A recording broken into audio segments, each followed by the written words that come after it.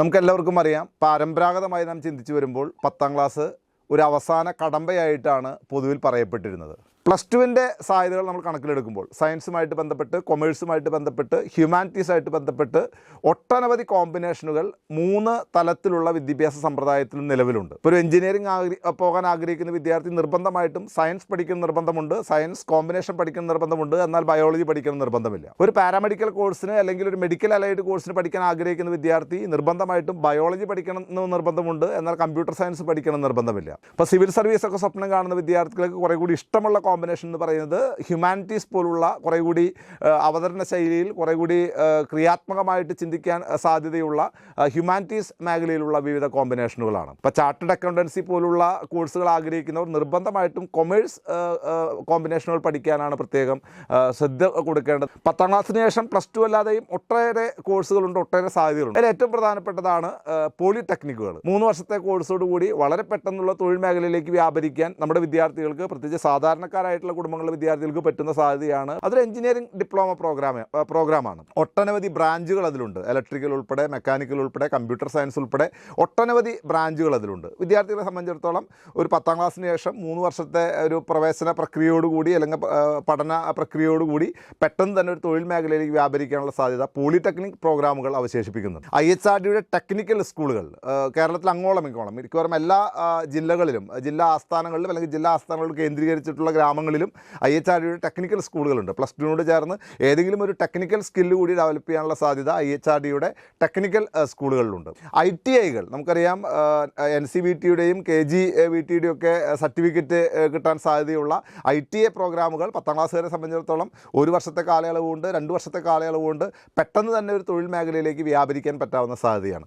Plus two പഠനത്തിൻ്റെ അവസാന ഘട്ടത്തിലെത്തി നിൽക്കുന്ന വിദ്യാർത്ഥികളെ സംബന്ധിച്ചിടത്തോളവും അടുത്ത തുടർ പഠനത്തിൻ്റെ സാധ്യതകൾ ഏറെ കലുഷിതമായിട്ട് ചിന്തിക്കേണ്ട അല്ലെങ്കിൽ ഏറെ ഗൗരവതരമായി ചിന്തിക്കേണ്ട ഒരു സമയക്രമത്തിലൂടെയാണ് അവരും കടന്നുപോയിക്കൊണ്ടിരിക്കുക. ഒട്ടേറെ മാറ്റങ്ങൾക്ക് വിധേയമായിക്കൊണ്ടിരിക്കുകയാണ് വിദ്യാഭ്യാസ രംഗം. നമുക്കറിയാം, ഈ വർഷം മുതൽ 2024-25 അധ്യയന വർഷം മുതൽ ഡിഗ്രി പ്രോഗ്രാമുകൾ 4 വർഷത്തിലേക്ക് മാറുകയാണ്, ഒരു ഇൻറ്റഗ്രേറ്റഡ് ശൈലിയിലേക്ക് മാറുകയാണ്.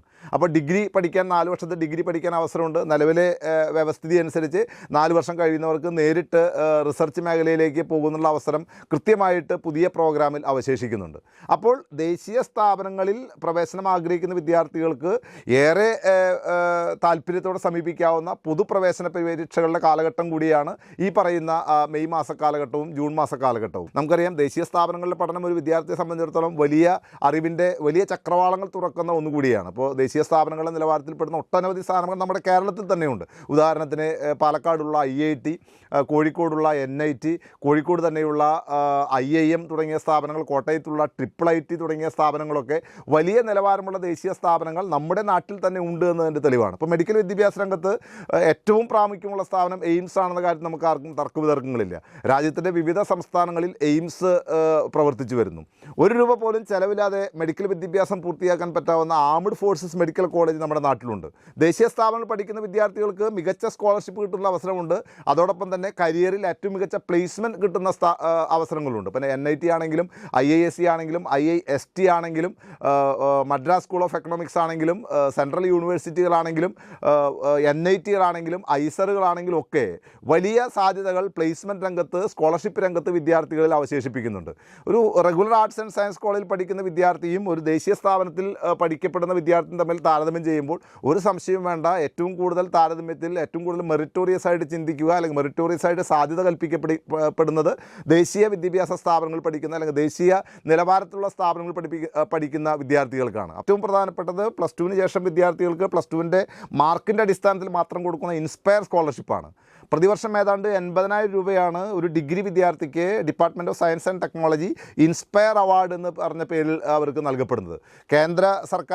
കേരള സർക്കാരിൻ്റെ വ്യത്യസ്ത സ്കോളർഷിപ്പുകൾ, പ്രതിഭാ സ്കോളർഷിപ്പുകൾ ഉൾപ്പെടെ വ്യത്യസ്ത ഇനം സ്കോളർഷിപ്പുകൾ ഡിഗ്രി വിദ്യാർത്ഥികൾക്ക്, പ്രൊഫഷണൽ രംഗത്തുള്ള വിദ്യാർത്ഥികൾക്ക് നൽകപ്പെടുന്നുണ്ട് എന്നുള്ളത് നമ്മുടെ വിദ്യാർത്ഥികൾ പലപ്പോഴും പലപ്പോഴും അറിയുന്നില്ല എന്നുള്ളത് വാസ്തവമാണ്. പ്രത്യേകിച്ച് മൈനോറിറ്റി ഡിപ്പാർട്ട്മെൻറ്റ് കൊടുക്കുന്ന സ്കോളർഷിപ്പുകൾ, ക്രിസ്ത്യൻ ഉൾപ്പെടെയുള്ള വിവിധ മതവിഭാഗങ്ങൾക്ക് കൊടുക്കുന്ന സ്കോളർഷിപ്പുകളും വളരെ ഗൗരവതരമാണ്.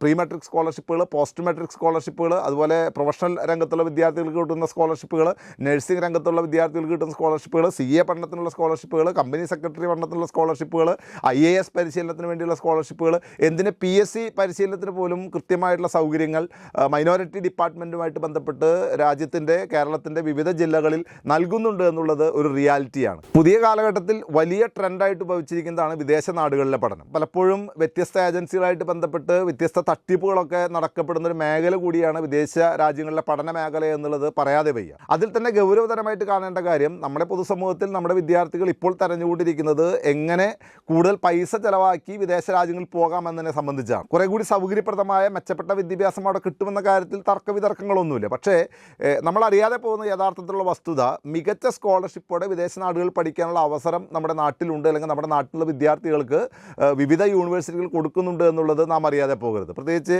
ഇപ്പോൾ ജർമ്മനിയിലെ നഴ്സിംഗ് പഠനം, അത്യാവശ്യം ഭാഷാ അഭിരുചി ഉണ്ടെങ്കിൽ ജർമ്മനിയിൽ നഴ്സിംഗ് അസിസ്റ്റൻ്റ് പഠനവും തുടർന്നുള്ള ജോലിക്കും വലിയ സ്കോളർഷിപ്പ് കിട്ടാനുള്ള സാധ്യതയുണ്ട്. നമ്മുടെ നാട്ടിലെ വിവിധ വിദ്യാഭ്യാസ ഏജൻസികളിലൂടെ നടത്തപ്പെടുന്ന വലിയ പൈസ ചെലവാക്കിയിട്ടുള്ള അഡ്മിഷൻ പ്രവേശന രീതിയെ പറ്റിയാണ്, അല്ലെങ്കിൽ പ്രവേശന പ്രക്രിയയെ പറ്റിയാണ്.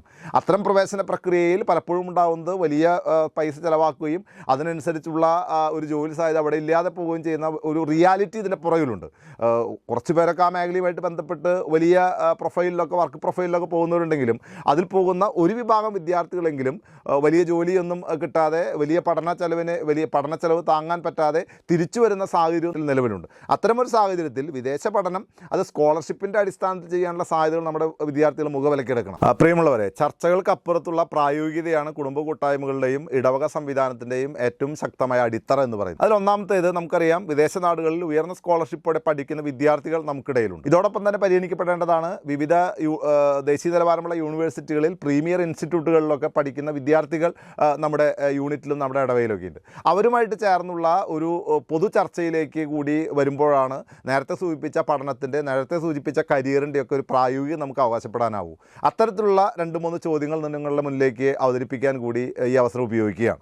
ചോദ്യം നമ്പർ 1, മികച്ച സ്കോളർഷിപ്പോടെ വിദേശ നാടുകളിൽ പഠിക്കാനുള്ള അവസരം ഇനിയും നിലനിൽക്കുന്നുണ്ടോ? ചോദ്യം നമ്പർ 2, ദേശീയ സ്ഥാപനങ്ങളിലെ പ്രീമിയർ ഇൻസ്റ്റിറ്റ്യൂട്ടുകളിലെ പഠനം മൂലം നമ്മുടെ വിദ്യാർത്ഥികൾക്ക് ലഭ്യമാകാവുന്ന ഏറ്റവും പ്രധാനപ്പെട്ട ഗുണഗണങ്ങൾ അത് പ്ലേസ്മെന്റ് രംഗത്ത്, സ്കോളർഷിപ്പ് രംഗത്ത് എത്തരത്തിലാണ് നിർവചിക്കാൻ നമുക്ക് സാധിക്കുക? ചോദ്യം നമ്പർ 3, സർക്കാർ മേഖലയിൽ, അർദ്ധ സർക്കാർ മേഖലയിൽ, ബാങ്കിംഗ് സെക്ടറിൽ, റെയിൽവേ സെക്ടറിൽ, കേന്ദ്ര സർക്കാർ തലങ്ങളിൽ ഒക്കെ ഒട്ടനവധി ജോലി സാധ്യതകൾ ഇനിയും അവശേഷിക്കുന്നുണ്ട്. അത്തരം സാധ്യതകളെ എങ്ങനെയാണ് നമ്മുടെ കൈപ്പിടിയിൽ ഒതുക്കാനുള്ള സാഹചര്യം നമുക്ക് ഒരുക്കാൻ സാധിക്കുക? നമ്മുടെ ഇടവകയിലെ ഈ മേഖലയുമായിട്ട് ബന്ധപ്പെട്ട ആളുകളുമായിട്ട് സംവദിക്കാനുള്ള അവസരങ്ങൾ ഉണ്ടാവണം.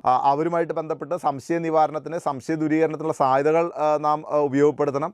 അതിൻ്റെ ഒപ്പം തന്നെ ഈ ചോദ്യങ്ങളുമായിട്ട് ബന്ധപ്പെട്ട്, ഇന്നത്തെ ചർച്ചാ വിഷയവുമായിട്ട് ബന്ധപ്പെട്ട് നിങ്ങൾക്ക് എന്തെങ്കിലും സംശയങ്ങളുണ്ടെങ്കിൽ നിങ്ങൾക്ക് അപ്ഡേഷൻ ലഭിക്കാൻ സാധ്യതയുള്ള ഒരു വാട്സപ്പ് നമ്പർ ഇതിൻ്റെ താഴെ നൽകുന്നുണ്ട്. നിങ്ങൾക്ക് അതുമായിട്ട് ബന്ധപ്പെട്ട് നിങ്ങൾക്കുണ്ടാകുന്ന സംശയങ്ങൾ പ്രസ്തുത വാട്സപ്പ് നമ്പറിൽ ചോദിക്കാം. സാധ്യമാകുന്ന മറുപടികൾ നിങ്ങൾക്ക് ലഭ്യമാക്കാൻ ഞങ്ങൾ പരമാവധി ശ്രമിക്കുന്നതാണ്.